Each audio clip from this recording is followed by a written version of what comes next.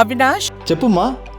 దగ్గరలో ఉన్న మెడ్ప్లస్ కు వెళ్ళి మెడ్ప్లస్ బ్రాండ్ మెడిసిన్స్ అని అడిగి కొనుక్కునరా. అక్కడ 50 to 80% తగ్గింపుకు వస్తుంది. మీరు తీసుకునే అదే మందులు, అదే నాణ్యమైన మందులు, కానీ సగం ధరకే.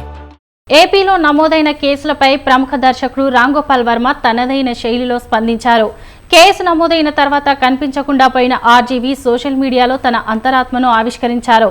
తాను చట్టాన్ని గౌరవిస్తానని చెప్పుకొచ్చారు. ఇంతకు ఏపీలో నమోదైన కేసులపై వర్మ వర్షన్ ఏంటి? తాను పారిపోలేదంటున్న వర్మ ఎక్కడున్నట్టు?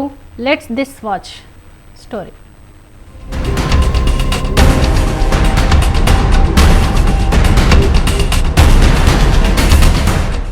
వివాదాలతో నిత్యం సహవాసం చేసే దర్శకుడు రామ్ గోపాల్ వర్మ మరోసారి చర్చల్లో నిలిచారు. ఆయనపై కేసు నమోదైన తర్వాత కనిపించకుండా పోయిన ఆర్జీవీ తాజాగా సోషల్ మీడియాలో ఓ పెద్ద పోస్ట్ చేశారు. వివిధ అంశాలపై తనదైన శైలిలో ఎక్స్ వేదికగా ప్రశ్నలు సంధించారు.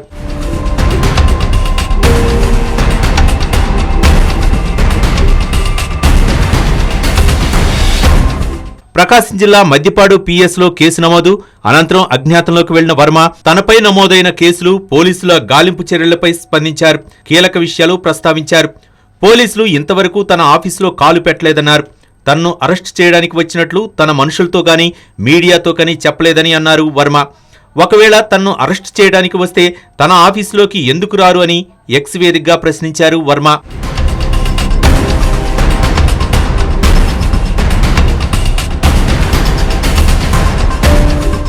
ఇతర రాష్ట్రాల్లో తన కోసం పోలీసులు వెతుకుతున్నారన్న దానిపై స్పందించారు ఆర్జీవీ. మీడియా ఎప్పట్లాగే హైడ్రామా క్రియేట్ చేసిందన్నారు. తాను డెన్ ఆఫీసులోనే ఉన్నారని, ఎక్కడికి పారిపోలేదని స్పష్టం చేశారు. మీడియాలో వస్తున్న కథనాలకు చెక్ పెట్టారు. తనదైన శైలిలో సుదీర్ఘ సందేశాన్ని ఎక్స్లో ట్వీట్ చేస్తూ పలు ఛానళ్లను ట్యాగ్ చేశారు వర్మ.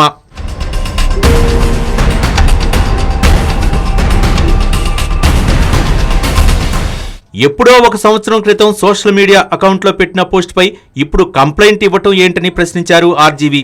తాను పెట్టిన పోస్టులు ఒక రాజకీయ వ్యంగ్య చిత్రానికి సంబంధించినవన్నారు. ఆ చిత్రానికి సెన్సార్ బోర్డు సర్టిఫికెట్ ఇవ్వటం, సినిమా విడుదలవ్వటం కూడా చాలా నెలల క్రితమే జరిగిపోయిందని చెప్పుకొచ్చారు ఆర్జీవీ.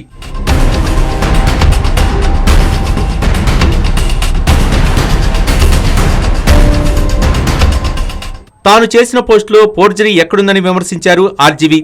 ఇది కేవలం ఒక కార్టూన్ అని, ఒకవేళ దీనివల్ల ఒకరి పరువుకు భంగం కలిగిందంటే మరికొన్ని లక్షల మంది, ఇంకొన్ని లక్షల మంది మీద రోజు పెడుతున్న పోస్టుల సంగతేంటని ప్రశ్నించారు ఆర్జీవీ.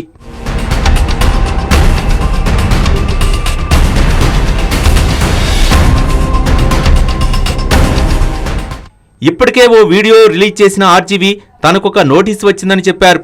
తాను ఫలానా తారీఖున వస్తానని రిప్లై ఇచ్చానన్నారు.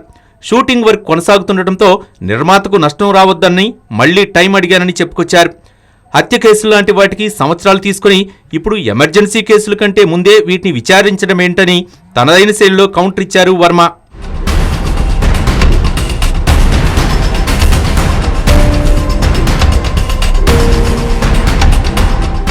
మొత్తంగా తనదైన శైలిలో వర్మ తన వర్షన్ వినిపించారు. మరి ఈ వ్యవహారంలో పోలీసుల నెక్స్ట్ స్టెప్ ఎలా ఉంటుందో చూడాలి మరి.